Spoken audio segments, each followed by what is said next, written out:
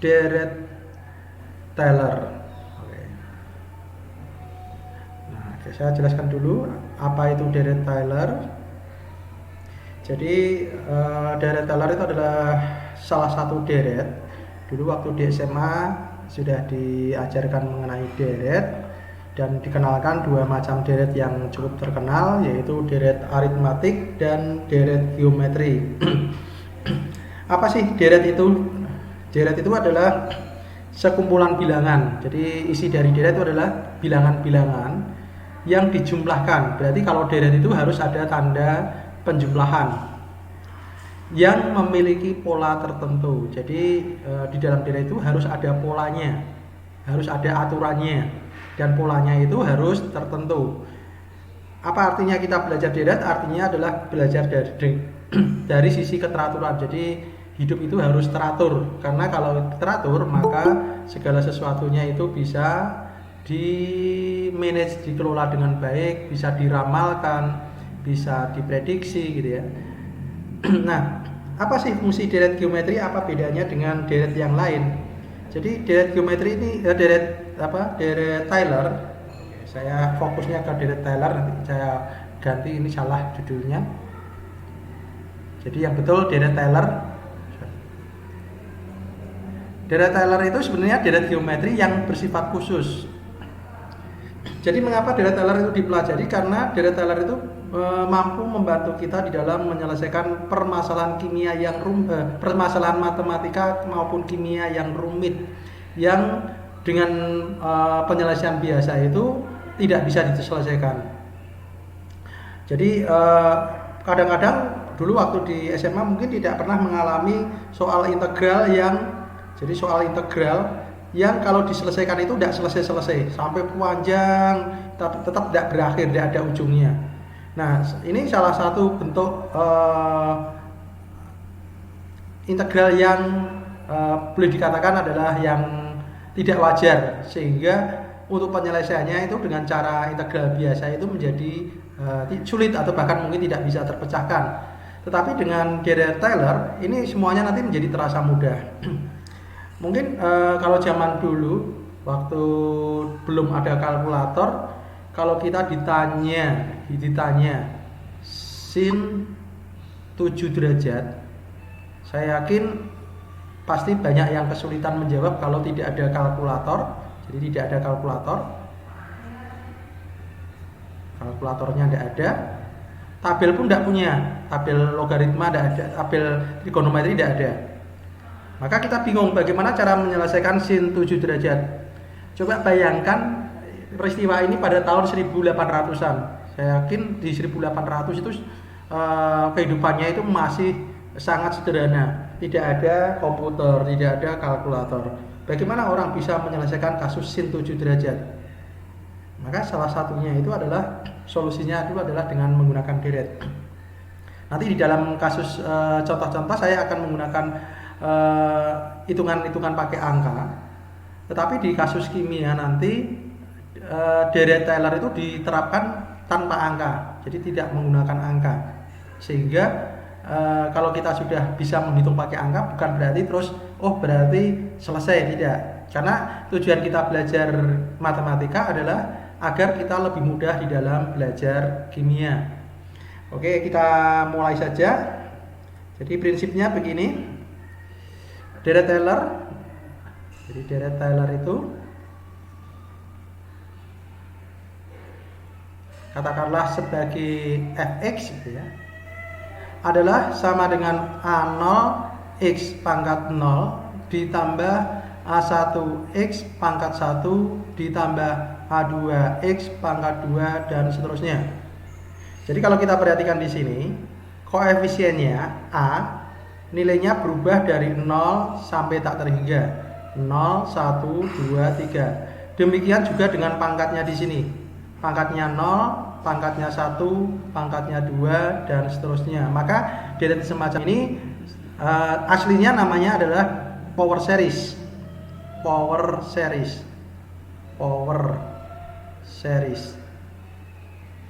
series itu artinya adalah deret pangkat. Lalu dikembangkan oleh Taylor, nanti berubah menjadi deret Taylor. Jadi aslinya namanya power series deret pangkat. Jadi kalau ini bisa digunakan untuk menyelesaikan semua permasalahan matematika. Jadi permasalahannya apapun itu bisa diselesaikan dengan deret Taylor. Jadi deret Taylor itu deret yang sakti, bisa digunakan untuk menyelesaikan.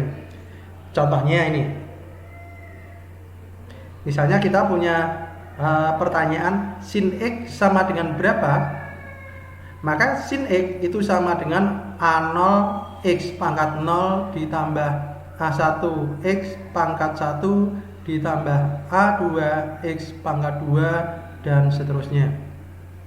Kalau kita ditanya cos X itu sama dengan berapa, jawabannya tidak berubah. A0 X pangkat 0 ditambah A1 X pangkat 1 ditambah A2 X pangkat 2 dan seterusnya. Ditanya lagi, ln 1 plus X sama dengan berapa?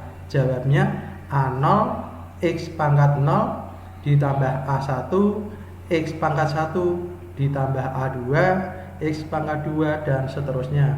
Pertanyaannya diganti lagi, kalau begitu E pangkat X berapa? Saya yakin semuanya tahu jawabannya. Jawabannya adalah A0 X pangkat 0 ditambah A1 X pangkat 1 ditambah A2 X pangkat 2 dan seterusnya. Ditanya lagi, 1 per 1 plus X itu sama dengan berapa? Jawabannya tidak berubah. Jadi kesimpulannya, apapun fungsi yang ditanyakan, jawabannya adalah selalu sama kalau kita menggunakan deret Taylor. Jadi jawabannya selalu sama.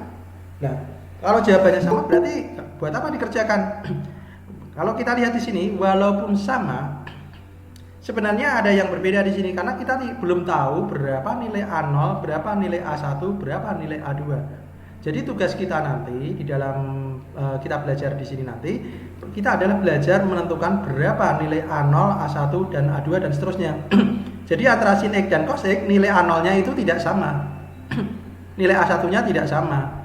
Antara sin X dan ln 1 plus X juga ada yang berbeda dan mungkin ada yang sama. Jadi tugas kita nanti adalah menentukan berapa nilai A0, A1, A2 dan seterusnya. Oke, saya kira cukup clear ya. Nah, kita akan mulai dari yang sederhana dulu. Kita mulai dengan sin X. Oke, kita mulai dengan sin X. Sin X itu sama dengan berapa? Maka jawabannya adalah A0 X pangkat 0 ditambah A1 X pangkat 1 ditambah A2 X pangkat 2 dan seterusnya. Nah, terus langkah kita bagaimana? Nah, berarti yang harus kita pelajari adalah langkah-langkah bagaimana menentukan A0, A1, A2 dan seterusnya. Di sini jelas ruas kirinya adalah sin X. Agar kita bisa menentukan A0, A1, A2, maka kita kerjakan secara urut. Yang kita hitung dulu adalah nilai A0. Jadi A0 itu berapa? Agar kita bisa mendapatkan nilai A0, karena kita tahu bahwa X pangkat 0 itu adalah 1, jadi ini adalah 1. Berarti sebenarnya ini adalah konstanta. Sedangkan ini adalah mengandung variabel X, ini mengandung variabel X, ini konstanta. Maka kalau kita ingin menghitung nilai A0, paling gampang X-nya kita ganti dengan 0. Karena kalau X-nya kita ganti 0, maka ini akan bernilai 0. Jadi ini akan 0, ini 0, dan selanjutnya 0 semuanya. Kenapa? Karena mengandung nilai X. Jadi karena semua yang mengandung nilai X, kalau X-nya diganti 0, pasti jawabannya adalah 0. Karena 0 dikalikan berapapun sama dengan 0. Maka langkahnya adalah kita ganti X sama dengan 0. Maka kita dapatkan sin 0 sama dengan A0. Karena X pangkat 0 itu sama dengan 1. X pangkat 0 adalah 1. Nah, kita tahu nilai sin 0 adalah 0. Berarti 0 sama dengan A0. Dengan demikian nilai A0-nya sudah ketemu. Gampang sekali ya. Untuk mendapatkan nilai A0 caranya cukup ganti X dengan 0, otomatis A0-nya ketemu. Kalau cos X apakah jawabannya juga 0? Jawabannya tidak, karena nilai cos 0 adalah 1. Maka A0-nya sin X dan cos X itu adalah berbeda. Nah, langkah berikutnya adalah kita menentukan nilai A1. A0-nya sudah ketemu. A0-nya sudah ketemu sama dengan 0, maka kita tentukan nilai A1. Oke. Akan saya hapus lagi. Jadi tadi sin X sama dengan A0 ditambah A1X ditambah A2X kuadrat dan seterusnya. Nah, untuk mendapatkan nilai A1, maka ini harus kita ubah menjadi konstanta. Ini harus kita jadi konstanta. Bagaimana cara mengubah jadi konstanta? Banyak cara. Misalnya kita bagi dengan X, boleh enggak? Coba aja. Kalau ini kita bagi, semuanya kita bagi dengan X, maka ini menjadi sin X per X. Ini menjadi A0 per X. Ini menjadi A1, ini menjadi A2X, menjadi A3X kuadrat dan seterusnya. Kalau X-nya diganti 0, apa yang terjadi? Sin 0 per 0 tidak terdefinisi. Ini sin 0 per 0. Sin 0 per 0.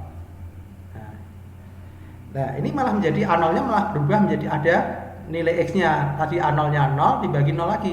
Kan berarti menjadi tidak bisa terselesaikan. Berarti kesimpulannya bukan dengan cara dibagi.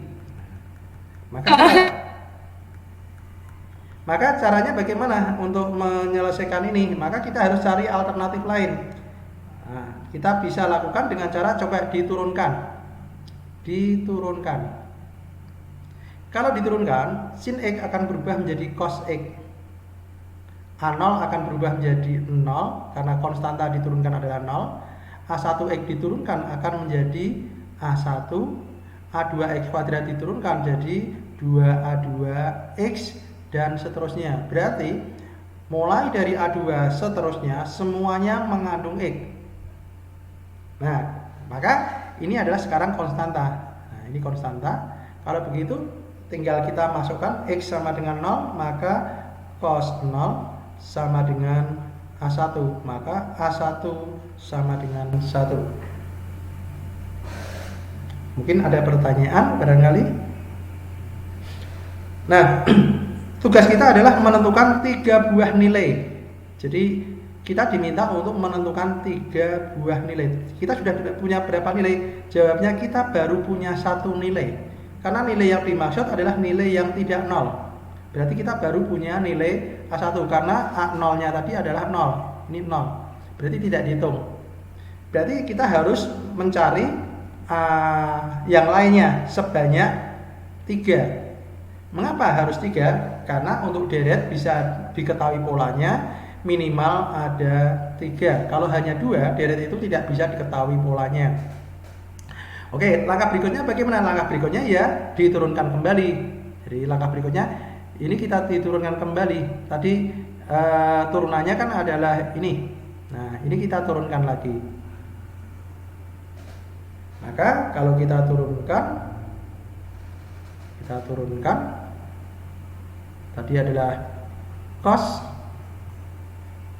X sama dengan A1 karena A0-nya hilang 0. A1 ditambah 2A2X ditambah 3A3X kuadrat dan seterusnya. Kita turunkan lagi, maka akan menjadi min sin X sama dengan 0 ditambah 2A2 ditambah 3 kali 2A3X kuadrat X pangkat 1 dan seterusnya. Nah, berarti ini sudah konstanta sekarang. Maka kita bisa tentukan berapa nilai A2. Maka kita masukkan X sama dengan 0. Akan kita dapatkan min sin 0 sama dengan 2A2. Berarti A2 itu sama dengan 0. Apakah sudah terlihat sebuah pola? Jawabnya iya.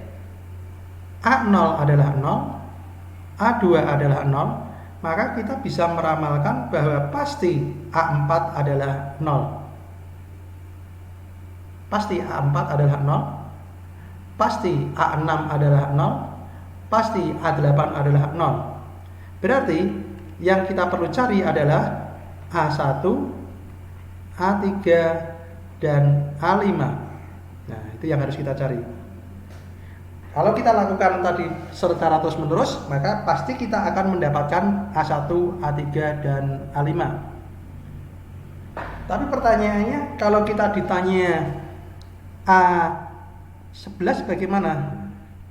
Maka di sini kita perlu mengembangkan sebuah logika berpikir yang kalau dulu di cerita Abu Nawas ditanya berapa jumlah bintang di langit?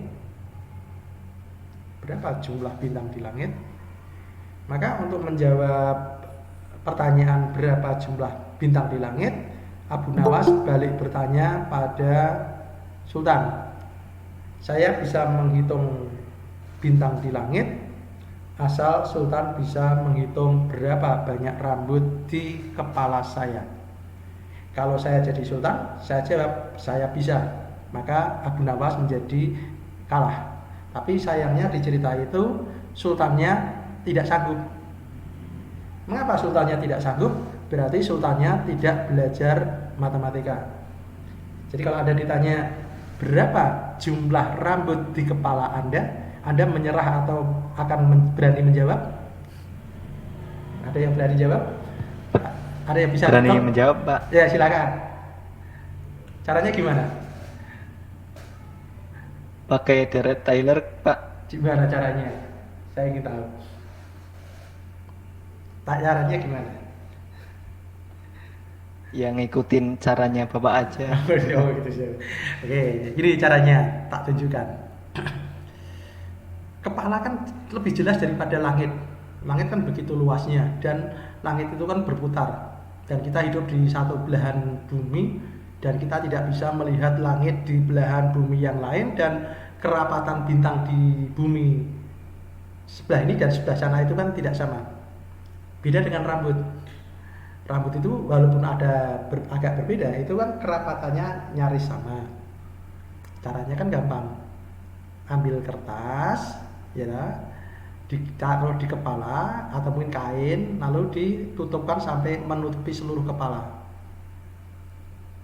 Nah, lalu berikutnya bagaimana? Potong kain itu, katakanlah 5 cm kali 5 cm. Gunanya untuk apa toh? Saya mau menghitung luas kain ini. Wong kainnya kan tidak beraturan gini. Siapa yang bisa ngitung luas tak beraturan? Pak, persegi panjang gampang, panjang kali lebar. Ya, kalau pertanyaannya berapakah luas bentuk ini? Kalau saya ditanya berapa luas ini, maka saya potong kata ini ukuran 5 kali 5. Setelah itu yang 5 kali 5 tak timbang. Oh, 2 gram. Terus seluruh kain dan 5 cm ditambah ini tak timbang. Oh, ternyata misalnya 12,7 gram. 2 gram itu luasnya 25. Yang 2 gram adalah 25 cm persegi. Berarti kalau 12,7 gram berapa cm persegi? Ketemu jawabannya enggak? Ketemu, ya kan? Nah, luasnya sudah ketemu. Lalu, terus banyak rambut bagaimana? Gampang. Gambar di kepala seluas 5 kali 5 cm, potong rambutnya. Atau kalau masih terlalu banyak, gambar seluas 1 kali 1 cm, potong rambutnya. Terus dihitung jumlahnya, kan enggak capek ngitungnya. Nah, tadi kalau luasnya 12, ini luasnya berapa cm persegi, ketahuan. Kalau 1 cm persegi ada 130 batang misalnya, berarti yang sekian itu berapa banyak rambutnya. Jadi jawabnya adalah pasti bisa dihitung. Nah, Mungkin pernah bertanya tidak?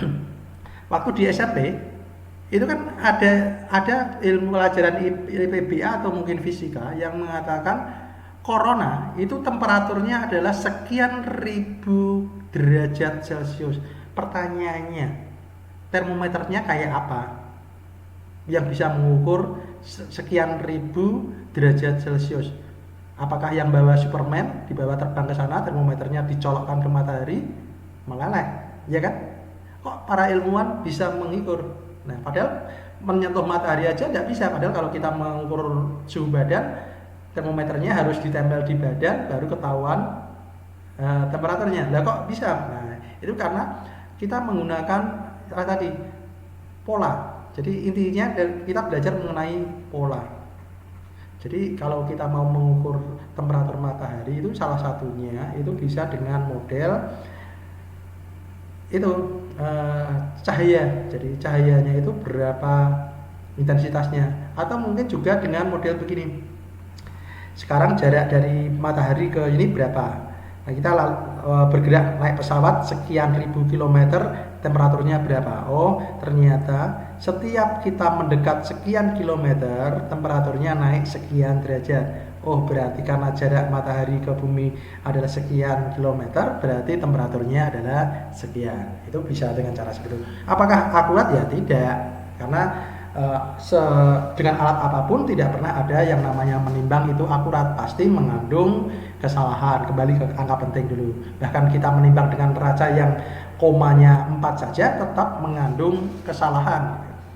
Oke, kira-kira seperti itu. Jadi kita kembali ke pertanyaan tadi, kalau ditanya, nah kalau kita lihat tadi A1 tadi berapa toh? A1 itu ternyata didapatkan dari apa tadi? Cos X ya. Nah, A1 itu ternyata adalah cos X. Awalnya kan sin X. Sin diturunkan jadi cos. Jadi A1 adalah hasil penurunan 1 kali dari cos. Berarti A3 adalah turunan, nanti didapatkan dari turunan ketiga. Turunan ketiga. Berarti kalau A5 akan didapatkan dari turunan kelima. Jadi kalau ditanyakan A11, maka jawabannya adalah turunan ke-11. Turunan pertama dari sin adalah cos. Turunan ketiga adalah main cos. Turunan kelima adalah cos. Turunan ketujuh adalah main cos. Tidak percaya? Coba aja. Nanti silakan dicoba. Turunan sin adalah cos. Turunan sin adalah cos. Turunan cos adalah main sin. Turunan main sin adalah main cos. Turunan main cos adalah sin. Turunan keempat sama dengan dirinya sendiri. Jadi turunan keempat itu membalik dirinya sendiri. Berarti turunan ke-8 itu juga akan sin X. Turunan ke-12 ya sin X. Turunan ke-1000 sin X. Turunan ke-1250 min sin X. Loh, kok bisa dengan cepat menjawab? Kan logikanya gampang. Berulang 4. Kabisat. Seperti tahun kabisat. 1000 tahun sekarang 2020 itu kabisat tidak? Kabisat. Berarti turunan ke-2020 berapa? Jawabnya sin X. Nah, itu kan tadi bagaimana menentukan ruas kanannya. Lalu bagaimana menentukan ruas kirinya? Jadi kan kita ada ruas kanan, ada ruas kiri. Jadi kan di A1 adalah cos X didapatkan dari turunan pertama. Turunan ini kan A1. Kalau A3 berarti adalah di sini main cos X. Tapi di sini berapa? Kalau A3 didapatkan dari pangkat 3. Berarti di sini adalah 3 kali 2 A3 alias 3 pentung A3. Berarti kalau A5 itu adalah 5 kali 4 kali 3 kali 2 kali 1. Maka di sini adalah cos X. Berarti kan adalah 5 pentung A5. Jadi kalau begitu A n plus 1 dikalikan tak clear dulu. Jadi kita mendapatkan bahwa A n plus 1 atau bilangan ganjil itu berarti 2n plus 1 ya. A 2n plus 1 dikalikan 2n plus 1 pentung itu faktorial adalah sama dengan cos atau min cos plus minus cos X tergantung dari nilai ini. Kalau dia adalah 1, 5, 9 dan seterusnya nilainya positif. Kalau dia nilainya 3, 7, 11 dan seterusnya maka nilainya negatif. Maka dengan demikian sekarang kita bisa mendapatkan dengan mudah. Oke, kita hapus lagi. Berarti kalau begitu A1 adalah sama dengan 1 pentung dikalikan balik pentungnya di sebelah kiri. A1 kali 1 pentung sama dengan cos X. Kemudian A3 kali 3 pentung sama dengan min cos X. Lalu A5 kali 5 pentung sama dengan cos X. Lalu kita ganti nilai X-nya adalah 0. Jadi di sini X-nya kita ganti 0, maka kita dapatkan A1 sama dengan 1.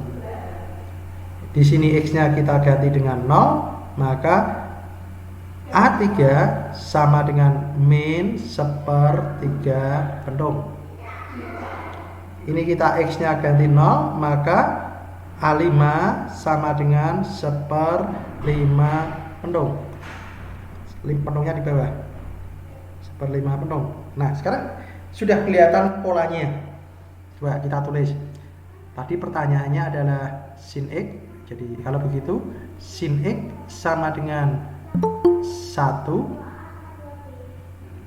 kali X pangkat 0 dikurangi 1/3 pentung X pangkat 3 ditambah 1/5 pentung X pangkat 5 dan seterusnya. Dan seterusnya agak cukup.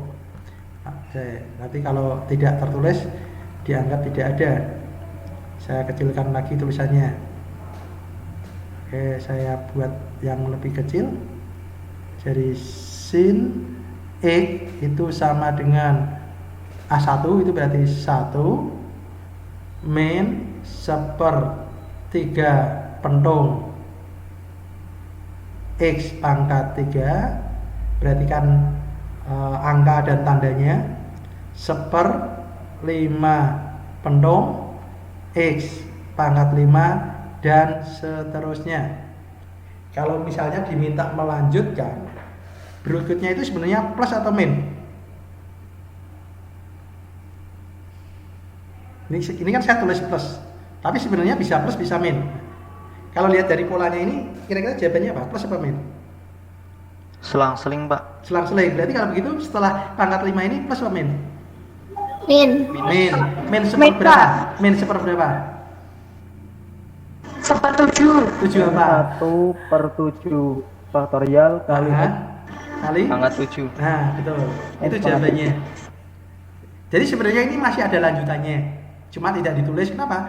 Tidak ditulis sudah jelas kok polanya apa gitu. Karena dengan titik-titik orang sudah tahu bahwa lanjutannya adalah min 1/7. Ini min ya, ini negatif. Min 1/7 pentung atau faktorial X pangkat 7 dan berikutnya pasti adalah plus 1/9 faktorial X pangkat 9 dan seterusnya. Nah, nanti dengan cara yang sama nanti saudara bisa mencari 5 buah bentuk dari yang utama tadi. Jadi deret Taylor yang penting itu yang pertama adalah sin X. Lalu tadi kan sudah ketemu, yaitu adalah 1 min 1/3 faktorial X pangkat 3 plus 1/5 faktorial X pangkat 5 dan seterusnya. Cos X, walaupun saya tidak mengerjakan, saya bisa menebak jawabannya, yaitu adalah karena cos X itu yang pertama tidak 0, ya kan, cos X kan cos, berarti A0-nya kan itu tidak 0 di situ. Oh, ini tadi 1x, sorry, ada x-nya lupa. Jadi 1x di sini, 1x pangkat 1. Maka cos 0 itu adalah sama dengan A0-nya adalah 1, berarti 1 min 1/2 faktorial x pangkat 2. Kira-kira lanjutannya apa? 1/4 faktorial kali x pangkat 4 minus 1/6 faktorial kali x pangkat Ya, 6. betul. Karena sin x dan cos x itu adalah saling melengkapi. Nah, bagaimana kalau seandainya sin x ditambah cos x? Sin x ditambah cos x, itu jawabannya apa? Maka jawabannya adalah 1 plus x, ya, min 1/2 faktorial x kuadrat plus 1/3 faktorial x pangkat 3 min, ini plus apa ini? Ini min ya, ini min 1/3 faktorial x pangkat 3 plus 1/4 faktorial x pangkat 4 plus 1/5 faktorial x pangkat 5 dan seterusnya. Karena ternyata sin x dan cos x itu deretnya saling mengisi. Sin x itu deretnya semua ganjil, sedangkan cos x semua genap. Ini genap karena x pangkat 0 itu genap. X pangkat 0 kan 1. Jadi yang terisi adalah deret genapnya, sementara sin x yang terisi adalah ganjilnya. Nah, mungkin kemarin saya pernah waktu di bilangan kompleks kan pernah. Nah, ini nanti kita bisa selesaikan dengan menggunakan deret Taylor kan gitu. Nah, sebenarnya ada kaitannya dengan ini. Masih ingat bentuk dari kemarin? Kan adalah sin cos ditambah sin, tapi ada i-nya kan. Nah, i-nya kan di sini. Nah, nanti coba diselesaikan kalau ini ditambah i, nanti harusnya terjawab mengenai bentuk yang kemarin yang di 2 minggu yang lalu. Nanti setelah ini silahkan nanti dicoba dikerjakan nilai x pangkat x. Jawaban e pangkat x ada hubungannya dengan sin x plus cos x nanti. Nanti kan dari sini kalau ini sudah terjawab, nanti akan ketemu pertanyaan terkait deret Taylor, terkait dengan bilangan kompleks kemarin, mengapa cos x, mengapa r cos x ditambah i sin x sama dengan r e pangkat i theta. Nah, mengapa? Jadi kalau kalian nanti sudah mengerjakan e pangkat x, sudah mengerjakan cos x ditambah sin x, maka nanti akan kelihatan bahwa ini adalah dua hal yang kalau hasilnya adalah sama. Nah, selain e pangkat x, nanti tugasnya adalah mengerjakan juga, sebenarnya di bukunya tadi sudah ada, tapi kalau kita hanya menghafal dari buku, maka nanti kita tidak tahu alurnya. Jadi di buku tadi yang sudah saya bagikan itu sudah ada sebenarnya, semua yang tak minta itu ada, tapi tujuan saya meminta Anda mengerjakan itu nanti setelah, jadi ada 5 tadi yang silahkan dicoba kembali, walaupun tadi sudah tak jelaskan. Coba dihitung lagi sin x sama dengan apa, dikerjakan sendiri, cos x sama dengan apa, lalu e pangkat x sama dengan apa, lalu ln 1 plus x sama dengan apa, dan 1/1 plus x itu sama dengan, atau pangkat n itu sama dengan apa. Kalau kita bisa mengerjakan 5 ini, itu sebenarnya deret Taylor itu sudah nyaris selesai. Kenapa? Karena ini adalah dasarnya, 5 ini adalah akan menjadi dasar. Oke, karena kalau dijelaskan semua nanti waktunya tidak cukup. Sekarang kita masuk ke bagaimana implementasinya nanti. Misalnya kita ditanyakan sin 2x pangkat 5 itu sama dengan apa? Kalau dinyatakan dalam deret Taylor. Deret Taylor. Mungkin pertanyaan ini mungkin masih mudah Pak, diselesaikan dengan cara tadi kan juga sama. Tapi suatu ketika mungkin saya nanyanya beda lagi. Tolong kerjakan sin 7x min 5 pangkat 1 juta. Pangkat 1 juta. Aduh, gimana caranya? Maka di sini kita harus jadi jangan terlalu tadi mempelajari alur itu penting, tapi jangan terus alur itu dijadikan seolah-olah itu satu-satunya cara untuk sampai tujuan. Sama dengan sini. Oh, sekarang belum pernah ke kampus ya, jadi belum tahu kampus itu seperti apa. Bayangannya gini aja. Dulu waktu saya yakin sekolah SMA-nya banyak yang jauh dari rumah. Beda dengan sekolah SD-nya. Kalau SD-nya mungkin jalan kaki nyampe gitu ya. Mungkin, tapi mungkin ada juga yang nggak jauh. Tapi kalau SMA rata-rata kan di kecamatan baru ada, di kelurahan kan nggak ada. Pertama kali mungkin waktu ke SMA kan diantar. Pasti lewatnya jalan normal. Mengapa lewat jalan normal? Ya karena supaya tahu jalan normal menuju ke tempat sekolah itu seperti apa. Tapi begitu sudah sering berangkat ke sekolah sendiri, apa yang terjadi? Ternyata menemukan banyak jalan menuju ke sekolah yang macam-macam. Karena sudah berani naik motor, kemudian di depan lihat ada operasi, lupa SIM-nya ketinggalan di rumah atau STNK-nya ketinggalan di rumah, apa yang terjadi? Saya yakin tidak akan lewat jalan normal. Pasti lewat jalan lain.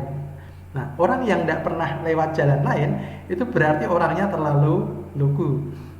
Nah, di dalam belajar matematika dan belajar ilmu yang lain juga sama. Awalnya kita harus mengikuti cara dosen, cara guru dengan cara yang normal, sambil sesekali melihat alternatif lain. Bagaimana cara menyelesaikan? Oke, kita selesaikan dulu yang sederhana dulu, jangan yang rumit dulu. Nanti biar terlihat bahwa ini sebenarnya mudah. Kalau kita mengerjakan dengan model yang tadi, yang di awal, maka jawabannya kan begini. Jawabannya adalah A0 ditambah A1X ditambah A2X kuadrat dan seterusnya. Pertanyaannya, menurunkan ini apakah mudah? Kalau turunan pertamanya sih mudah, turunan pertama. Kalau saya ditanyakan turunan pertama, pasti terjawab. Jawabnya turunan pertamanya adalah cos 2x pangkat 5 dikalikan 5 kali 2x pangkat 4 dikalikan berapa? Dikalikan 2. Ini jawabannya, pakai teorema rantai. Nah, tapi kalau diturunkan 100 kali bagaimana? Aduh, makin pusing kan? Diturunkan 100 kali. Nah, maka solusinya begini. Tadi kan kita sudah punya sin X, sudah jelas ketemu kan? Sin X adalah sama dengan 1X. Tadi saya salah ya. Yang benar adalah 1X. 1X, satunya tidak usah ditulis.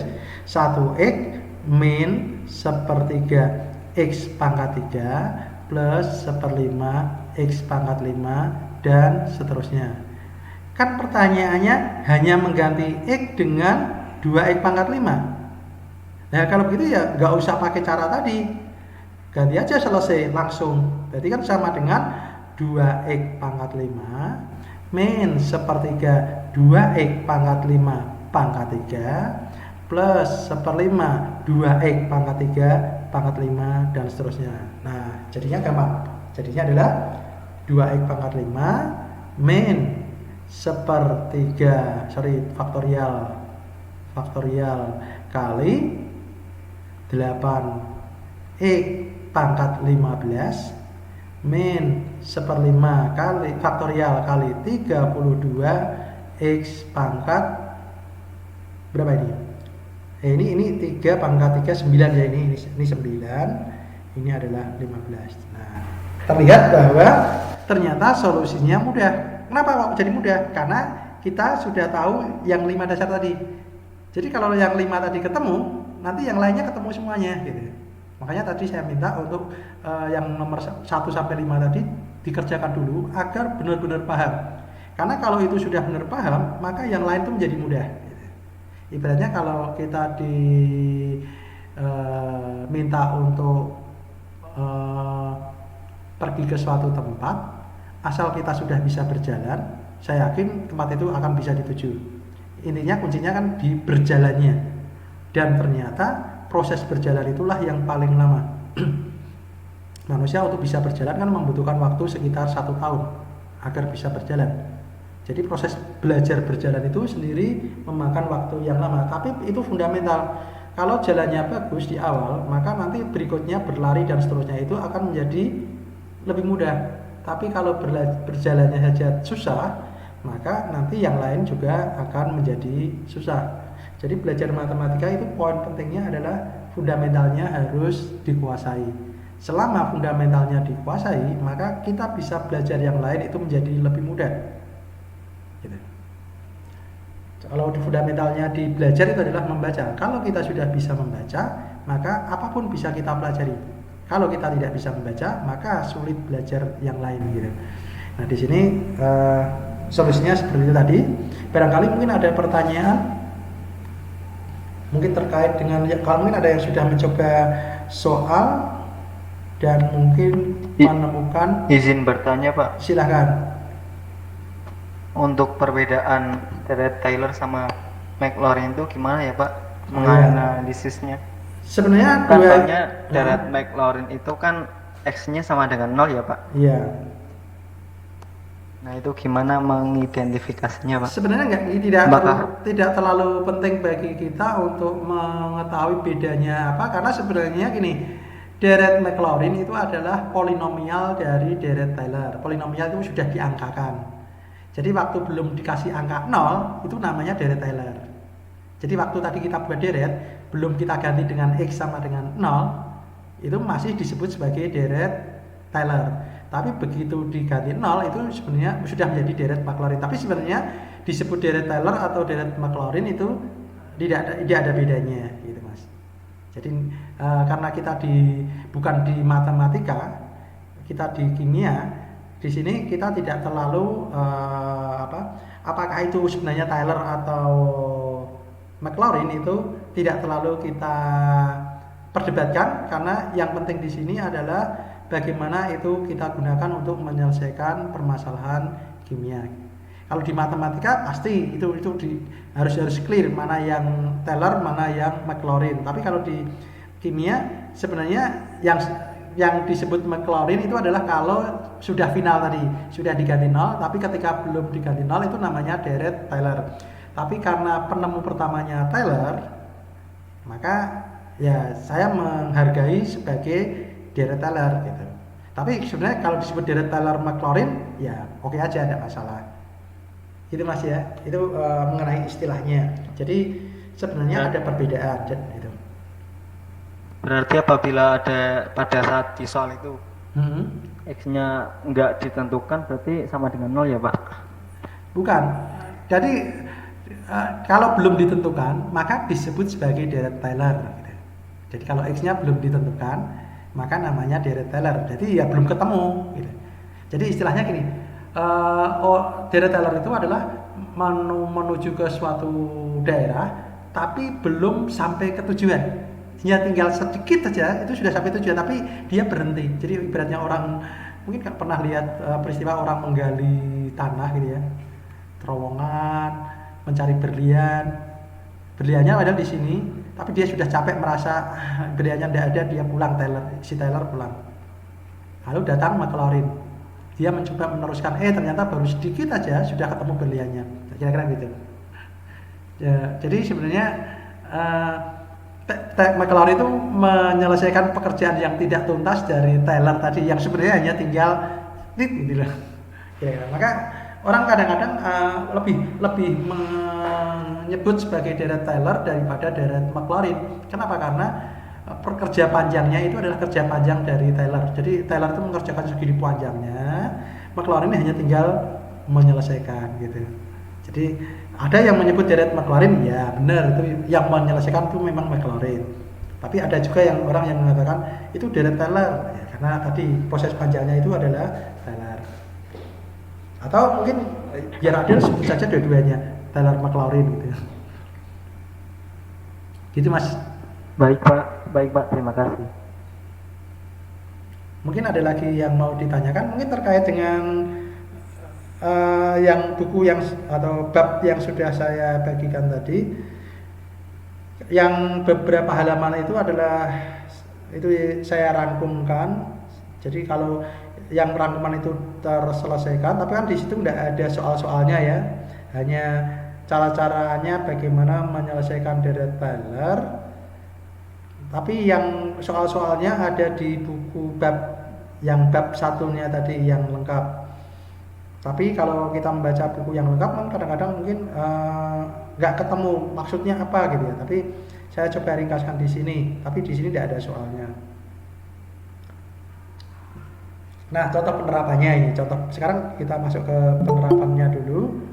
Misalnya kita akan diminta menyelesaikan ini ln 0,9 itu sama dengan berapa? Pak, gampang Pak, pakai kalkulator. Ya, kalau punya kalkulator. Pertanyaannya, kita sedang berada di hutan dan ternyata hidup mati kita bergantung pada jawaban kita ln 0,9 itu. Seperti itu film ya. Jadi kita tidak punya kalkulator, tidak punya tabel, kita diminta untuk menyelesaikan ln 0,9. Tidak boleh pakai kalkulator. Kalau jawabannya salah, hukum gantung. Nah, caranya bagaimana? Caranya adalah kita menggunakan bantuan dari ln 1 plus X. Di buku itu tidak ada ln X. Mengapa tidak ada ln X? Karena kalau X-nya diganti 0 menjadi ln 0. Ln 0 tidak terselesaikan. Maka diatasi dengan ditambahi angka 1. Jadi mengapa ada satunya? Untuk mencegah tak terdefinisi. Sama dengan yang 1 per 1 plus X. Kenapa kok tidak 1 per X? Karena kalau X-nya diganti 0, apa yang terjadi? 1 per 0. Nah, gitu. Jadi di sini ditambahi ini, Pak, saya ingin tak tambahi 2 ya, tidak masalah, boleh aja sebenarnya. Tapi bilangan yang kalau manusia menyelesaikan masalah itu adalah menyelesaikan masalah sesederhana mungkin. Maka kalau bilangan yang dipilih ya bilangan yang paling sederhana. Bilangan sederhana di dalam penjumlahan adalah 1. Karena angka 1 itu kan sederhana banget. Nah, jawabannya apa? Di buku kita lihat jawabannya langsung. Ln 1 plus X itu kan sama dengan halaman berapa ya?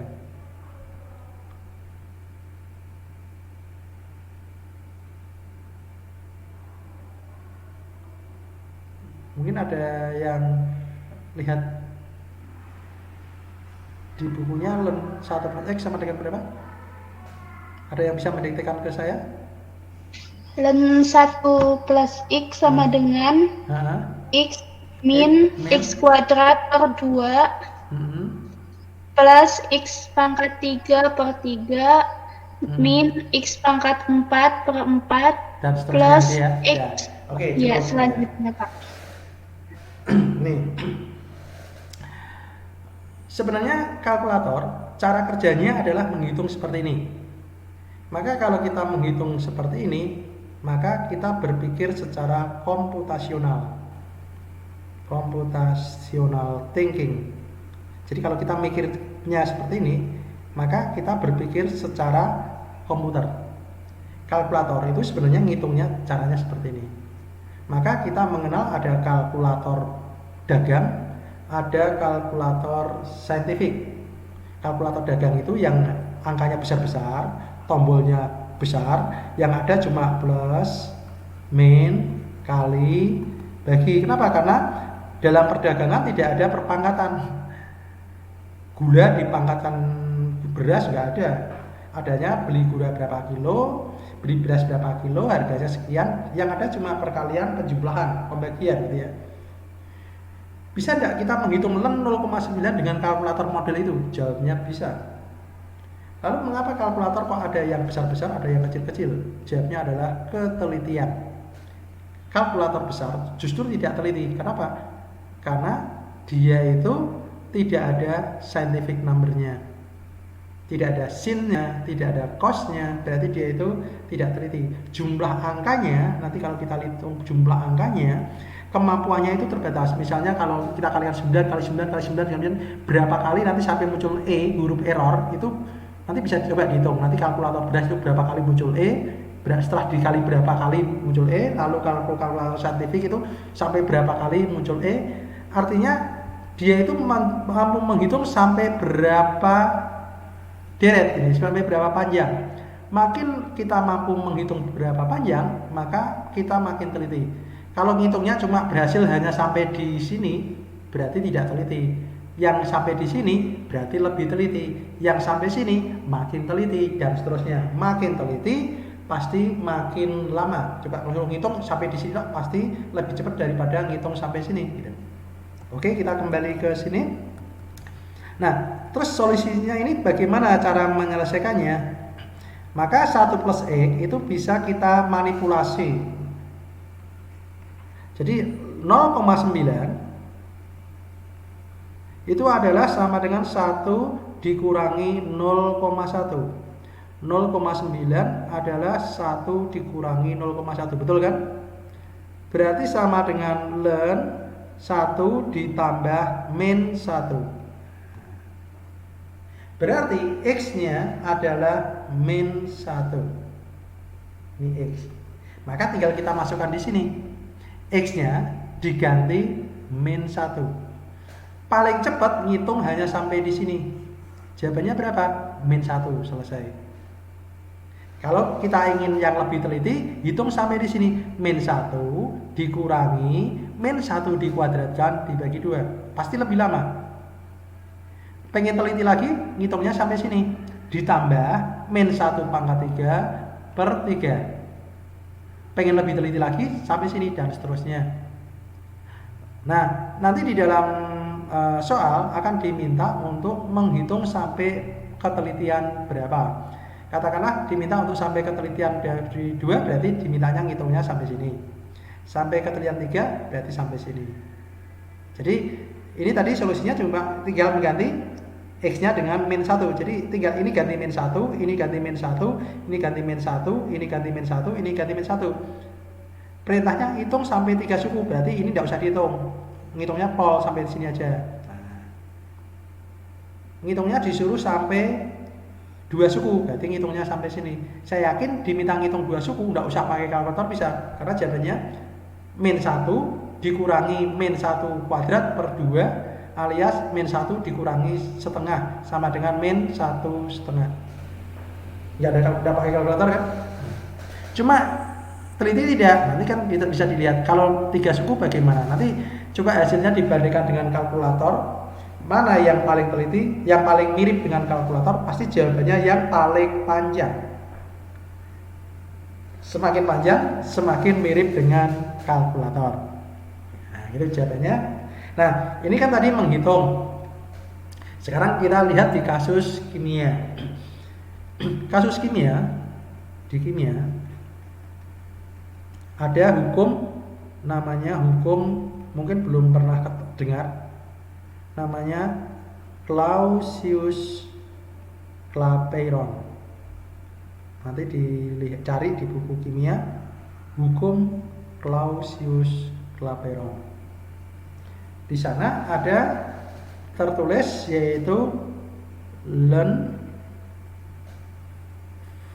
V2 per V1 sama dengan bla bla bla, atau mungkin ln V apa ya, saya agak V apa T ya, supaya saya tak cari dulu daripada salah. Clausius, mungkin sambil yang lainnya juga mungkin ikut mencari Clausius-Clapeyron.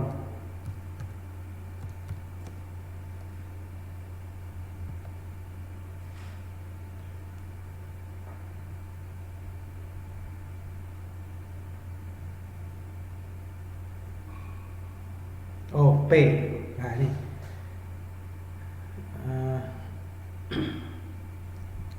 Saya bisa di copy dah ya.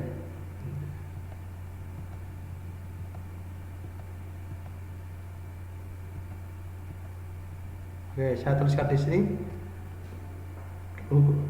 Clausius Clapeyron adalah ln P2 per P1 sama dengan min L per R kali seper T2 min seper T1.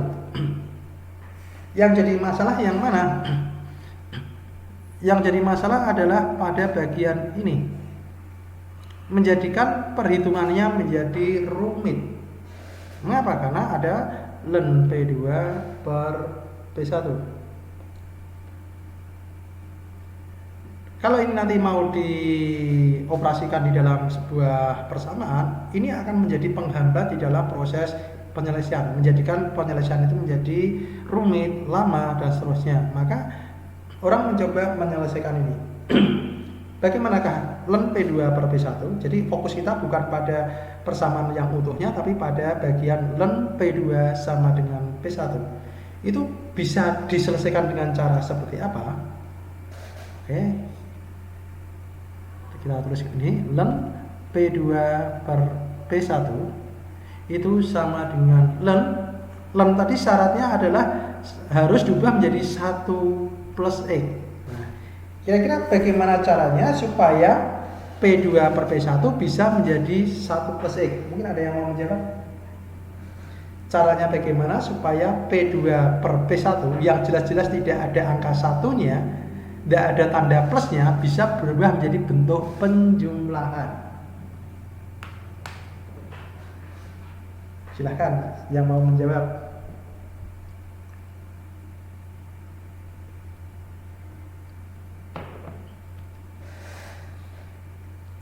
Agar bisa diselesaikan, dia harus diubah menjadi bentuk seperti di kanan.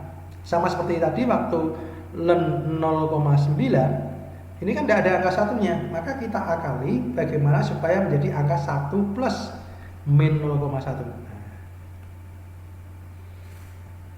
Di matematika sebenarnya kita sudah sering diajari untuk memanipulasi dalam matematika.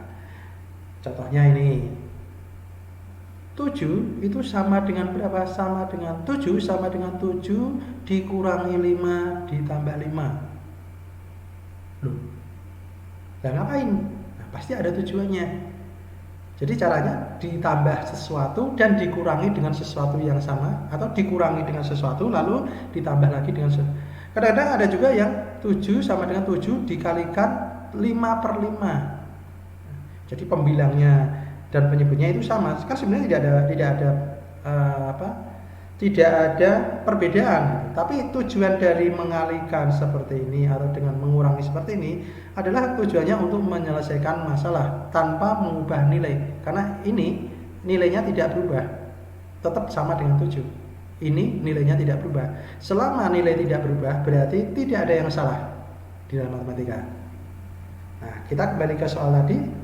Berarti P2 per P1 bisa kita ubah menjadi ln P2 per P1 sama dengan ln 1 min 1 plus P2 per P1. Berarti sama dengan ln 1 ditambah min 1 plus P2 per P1. Biar terlihat ada dua bagian. Sekarang ini sudah mulai mirip dengan yang di atas. 1 plus, berarti ini adalah X. Nah, kalau begitu jawabannya apa? Jawabannya adalah, tadi jawabannya apa? X. Min apa plus tadi? Apa Mbak tadi? Lupa saya. Ln 1 plus X sama dengan X min plus ya? Lupa. Oke. Nah, di dalam persamaan Clausius, nilai P2 dan P1, nilai P2 dan P1 itu hampir sama. P2 itu mendekati P1. Berarti P2 per P1 itu mendekati angka 1. Karena mendekati angka 1, maka kita bisa menyelesaikan hanya dengan satu suku. Karena nilai P2 dan P1 itu selisihnya sangat kecil. Maka seandainya kita dengan satu suku pun tidak ada masalah. Karena apa? Karena perbedaannya itu tidak terlalu signifikan. Maka kalau begitu jawabannya adalah sama dengan ln 1 ditambah P2 min P1 per P1. Terus kalau begitu sama dengan apa? Saya hapus. Berarti sama dengan ln 1 plus delta P per P1. Berarti sama dengan delta P per P1.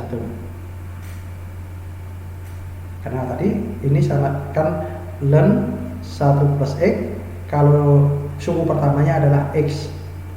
Berarti kalau begitu ln 1 plus delta P per P1 itu sama dengan delta P per P1. Maka persamaan Clausius menjadi lebih mudah karena tidak ada ln. Itu penyelesaian di dalam persamaan Clausius, dan nanti ketika ini dioperasikan itu menjadi lebih mudah karena ini adalah konstanta. Sedangkan ini adalah variabel, nanti mungkin diintegralkan, diturunkan, itu akan menjadi lebih mudah daripada kita menggunakan ln. Contoh yang lain nanti adalah misalnya dalam persamaan Arrhenius. Persamaan Arrhenius itu adalah A sama dengan persamaan Arrhenius itu adalah K sama dengan A kali E pangkat min delta H per RT. Nanti ada di sini bisa diselesaikan dengan power series. Selain itu ada di persamaan van der Waals. Persamaan van der Waals. Nanti ada di materi kuliah kimia fisika 1. Nanti kalau ketemu van der Waals ingat Dirac-Taylor. Juga ada persamaan gas virial. Persamaan gas virial itu 100% Dirac-Taylor. Nanti juga ada di, kalau kita belajar zat padat itu ada di entropi dan seterusnya. Jadi penerapan Dirac-Taylor di bidang kimia itu sangat banyak dan membuat kimia itu menjadi mudah diselesaikan. Kenapa? Karena persamaan yang rumit menjadi sederhana. Jadi poinnya adalah menyederhanakan sebuah persamaan dari ln menjadi tanpa ln, itu menjadi lebih sederhana.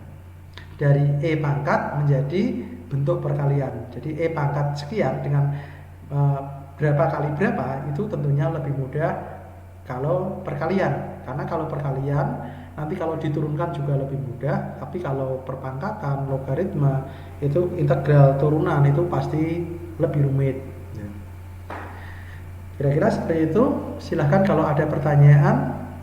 Saya tidak bisa menjelaskan sampai tuntas, tapi nanti kalau ada pertanyaan-pertanyaan terkait dengan soal atau apapun, silahkan nanti kalau bertanya itu lewat grup.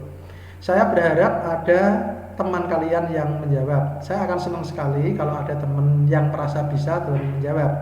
Kenapa? Karena dengan menjawab pada dasarnya adalah kita juga belajar.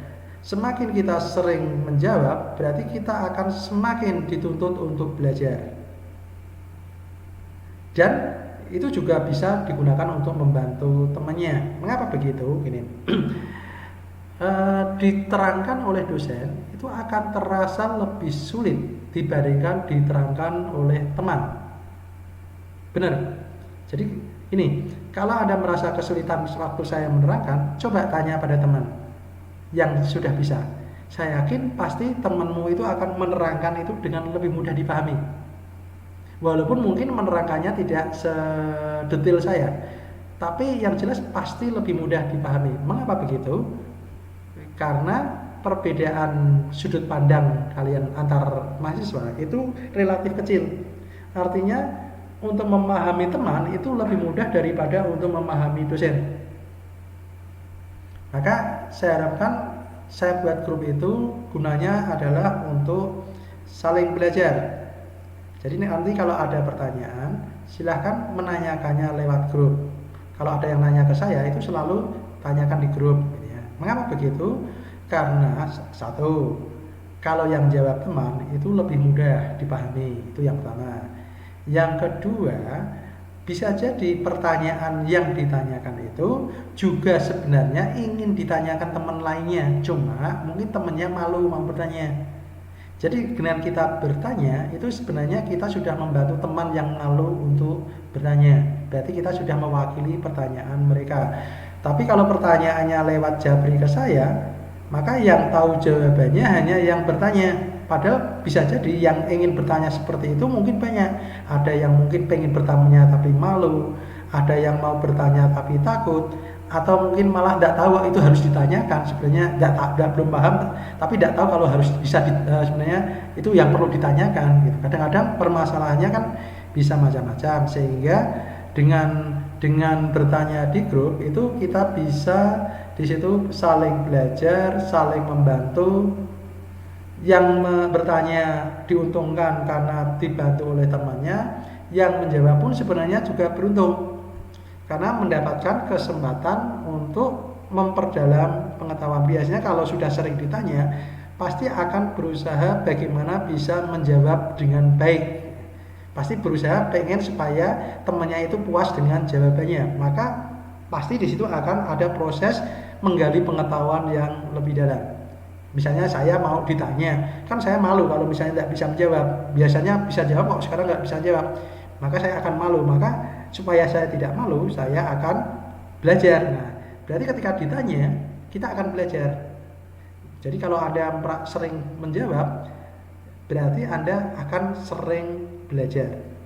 Jadi jangan juga nih, kok aku terusin jawab, yang lainnya nggak jawab. Ya mungkin temennya itu mungkin belum terpikirkan, atau mungkin kadang-kadang tidak mempunyai keberanian. Tapi memang kalau bisa itu semuanya memiliki keberanian, karena besok jadi guru yang juga harus bisa menerangkan pada siswa. Jadi mulailah belajar menerangkan pada temannya. Saya yakin lebih mudah menerangkan pada temannya daripada menerangkan pada siswa. Mungkin ada yang mau ditanyakan? Silahkan kalau ada pertanyaan. Saya tidak bisa menjelaskan sampai detail karena yang pertama adalah memang keterbatasan menjelaskan di online itu seperti ini. Papan tulisnya kecil, sedikit-sedikit dihapus, dan mungkin yang bisa join di Blackboard juga tidak bisa banyak karena seringkali harus terputus gitu ya. Jadi seringkali perhatiannya itu menjadi tidak bisa fokus. Maka nanti kita harus aktifkan di forum diskusinya supaya semuanya bisa mendapatkan manfaat. Oke, silahkan saya berikan kesempatan bertanya 5 atau 10 menit barangkali. Kalau tidak ada, ya nanti kita bisa akhiri dan saya akan bagikan videonya nanti.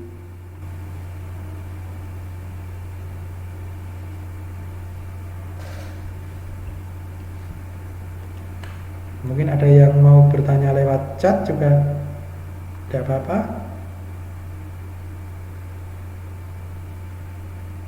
Oke, kelihatannya tidak ada ya. Baik, terima kasih atas partisipasinya dalam kuliah kali ini, dan mudah-mudahan ada yang mau bertanya? Tidak ada ya. Mudah-mudahan penjelasan yang singkat ini paling tidak bisa membantu saudara-saudara untuk mempelajari materi. Sebenarnya yang dibutuhkan mungkin hanya awalan saja, memulainya saja seperti apa sih. Kalau sudah bisa tahu cara memulainya, biasanya langkah berikutnya itu lebih mudah. Hanya tinggal kemauan kita, apakah mau terus belajar atau berhenti sampai yang diterangkan saja.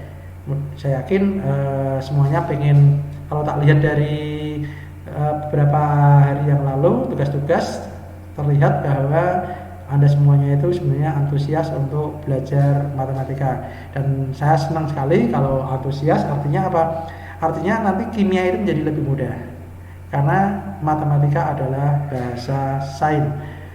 Belajar sains tanpa matematika itu seperti belajar sastra. Masa belajar kimia kayak belajar sastra, dihafalkan Nina Manggolalu Siman Patusuket Kalan Arit, kemudian Hikumio Kuibi. Masa belajar kimia seperti itu? Apa yang bisa dipahami? Nggak ada kalau seperti itu. Yang itu hanya dihafalkan saja. Padahal kalau belajar kimia itu kita harus bisa menjadi seolah-olah diri kita itu molekul. Jadi cara paling gampang untuk mempelajari perilaku semut adalah kita menjadi bagian dari semut. Cara kita memahami masyarakat Sunda, maka kita harus pergi ke Sunda dan berbaur dengan orang Sunda. Maka nanti kita akan dengan mudah berbahasa Sunda. Kalau kita ingin cepat bisa berbahasa Inggris, cara paling gampang adalah kita pergi ke Inggris. Ingat di sana tidak ada orang yang berbahasa Indonesia, otomatis setiap hari kita dipaksa untuk belajar ngomong pakai bahasa Inggris, walaupun mungkin kacau. Tapi tidak usah khawatir kalau di Inggris tidak ada yang tertawa karena bahasa kita kacau. Sama saja dengan kalau kita melihat orang bule ngomong bahasa Indonesia yang kacau, juga kita tidak tertawa, gitu ya. Cuma kalau kita lihat orang teman kita yang berbahasa Indonesia tiba-tiba bahasa Inggris, kan kadang-kadang kita tertawa. Sesama orang Indonesia melihat orang temannya malah tertawa. Orang Inggris melihat kita ngomong bahasa Inggris kacau tidak tertawa. Itu yang seringkali yang jadi masalah. Nah, jadi kalau kita ingin belajar kimia, maka kita harus menjadi seolah-olah diri kita itu molekul, sehingga kita bisa memahami perilaku molekul, sifat-sifat molekul, tindak tanduk molekul, dan seterusnya. Nah, salah satu caranya adalah dengan matematika. Karena tanpa matematika kita akan sulit memahami mengapa elektron itu berputar mengelilingi inti, mengapa elektron itu memiliki energi, mengapa elektron kalau berpindah dari satu orbital ke orbital itu membutuhkan energi atau melepaskan energi. Semuanya terjawab dengan kalau kita memahami matematika. Jadi kita belajar matematika di sini bukan untuk matematika itu sendiri, tapi untuk membantu kita bagaimana belajar kimia. Oleh sebab itu tadi kan kita tidak akan mempermasalahkan apakah penyebutannya Taylor atau Maclaurin, karena bukan itu tujuan utama belajar kita. Tapi tujuan kita adalah bagaimana deret yang kita pelajari, entah itu namanya Maclaurin atau Taylor, bisa membantu kita memahami kimia. Intinya kan di situ. Baik, saya pikir malam ini kita cukupkan sampai di sini. Selamat malam, selamat istirahat. Nanti silahkan dikerjakan untuk latihannya adalah yang latihan 1 dan latihan 2. Silahkan dikerjakan secara mandiri. Nanti minggu depan akan saya berikan tugas dan kuis. Kuisnya nanti ada 2 bab, yaitu bab deret Taylor dan bilangan kompleks. Dan saya usahakan untuk tesnya lebih mudah dari yang minggu kemarin. Mudah-mudahan bisa tuntas. Saya harapannya semuanya tuntas minggu kemarin. Walaupun ada yang belum tuntas, nanti yang belum tuntas akan saya berikan kesempatan lagi untuk belajar lagi, untuk melakukan tes lagi. Tapi kemarin ada yang sudah nilainya 100, saya lihat ada. Artinya ada yang bisa mencapai ketuntasan. Yang belum tuntas nanti silakan bertanya pada yang sudah tuntas supaya bisa memahami bagaimana matematikanya. Baik, sampai di sini. Selamat malam. Assalamualaikum warahmatullahi wabarakatuh. Waalaikumsalam warahmatullahi wabarakatuh. Terima kasih, Bapak. Waalaikumsalam warahmatullahi wabarakatuh.